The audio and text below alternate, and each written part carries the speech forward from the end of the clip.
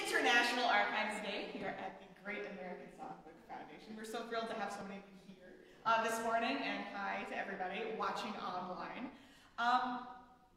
We are so excited to get to share in this really special day, which really centers around archivists sharing their tips and tools for the trade. But we wanted to open it up to everyone today. So we've got a variety of different things going on today. You'll learn about archiving, you'll learn about what we have here, as well as get to ask some questions if you have them. So the first question we always get, and that is the title of our first presentation, which is, what is an archive? Which is probably a pretty good place to start. So when I ask around, generally the question I get is, I don't know, you have stuff, I guess? And an archive is just a little bit more than that, but rather than me rambling on and on and on about what I think an archive is, I like to turn to Merriam-Webster Dictionary, which makes it nice and easy, which is simply just a place in which public records or historical materials, usually documents and other items, are preserved. And that really kind of taps on everything we do here at the Great American Songbook Foundation. We not only keep items, but we also keep them for preservation and want to make them accessible. So they need to look in good condition so you can see them in great condition. There's also a second little part, because you can archive as a verb, which is the people who do the preservation, who do the collection, and then do the presenting. And that's where you get an archivist like me. It's where you get a music librarian like Anna LaPret, who you'll see later on today. And then the next question, of course. So what do you do in an archive? Which is a very valid question. We do a variety of different things. The biggest thing that we do is storage and records management.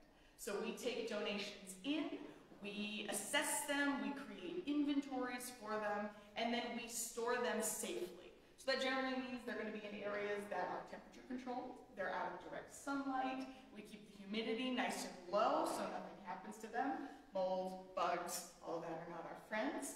If you are interested in that, however, though, please come by my table later. We've got some buggy friends to show you today. And besides doing that, the main question is why? Why bother saving it? Well, we're here for research and reference. We're really here to show off all of this amazing stuff so it doesn't get lost. Not only actual items, but also preserving a larger historical time period.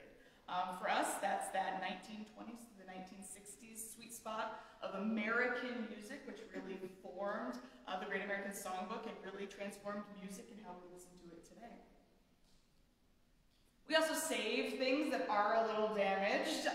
If we get items that are really, really important and have historical value, but they're not maybe in the best condition in the world, our job is to try and preserve them best we can, to kind of undo some of that damage, or if nothing else, keep them from getting any worse.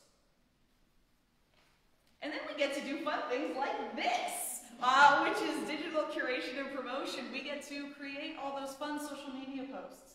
We get to do beautiful displays like we have here. We get to work with other institutions and combine collections and show a larger variety of historical context for things. And I always love a good meme in a presentation, because those are archival in themselves. We all have a shared knowledge of images and pictures, and this gets to show that just a little bit. So I just want to delve in a tiny bit into each of those four areas. As far as like storage and record management, again, the main thing that we do here, this is the heart of the collection. If we can't keep it, we can't show it off, we can't do anything with it.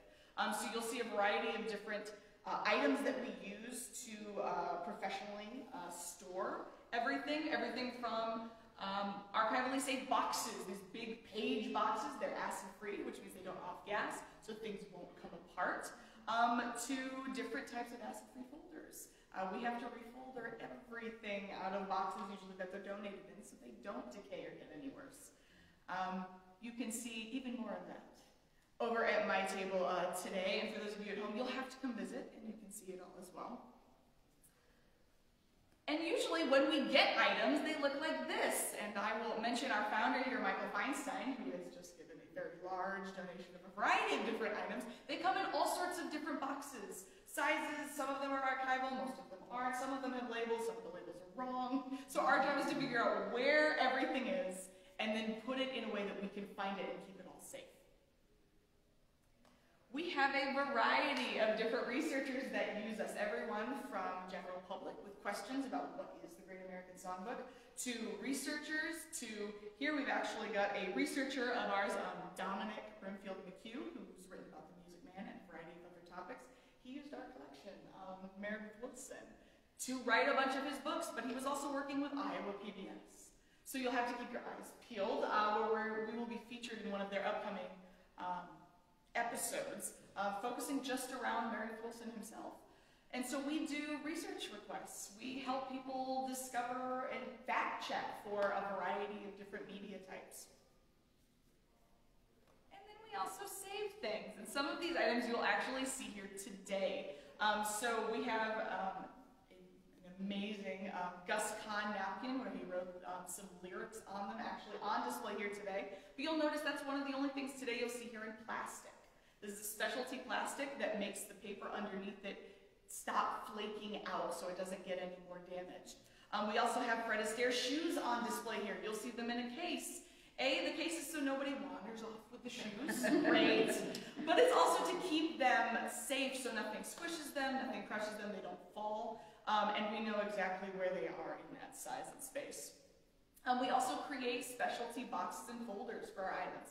I think Anna's going to talk about a little bit. Some of our scores and arrangements are not a normal size. They need specialty handmade folders for them to keep them safe so they don't stick together and they don't fall on the floor and they don't break in a variety of different ways. And then the very last thing that we do, and I'm going to plug a couple of things here, is our digital curation and promotion. And so this is everything from presentations like this today that a variety of members on our team do, to our social media and our YouTube channel with all of the In the Archives with Michael Feinstein. That's all coming out of the archive collections that have been preserved. And then beautiful displays like we have here today. If this stuff doesn't stay safe, then we can't bring it out and show you all the cool things that we have. So just a couple of quick tools of the trade I will show you. I also wanted to show off our beautiful archive. So naturally today here we are at the Palladium. Our archive is actually an off-site facility, just about a 2-minute drive away because we need a special space just for all of this. We keep growing, we keep adding to the collection, and so we have things like our special boxes and folders again, but also these beautiful movable stack shelves where you can move tons of items, literally weighing tons, and they will just slide nice and easy, so it's really compact. It also protects all of the items on the shelving. So that is just a very brief glimpse into what we do here as archivists and music librarians, but also what we do here at the Great American Songbook Foundation. So thank you. I hope now, if anyone ever asks you what is an archive, you will know exactly how to answer them.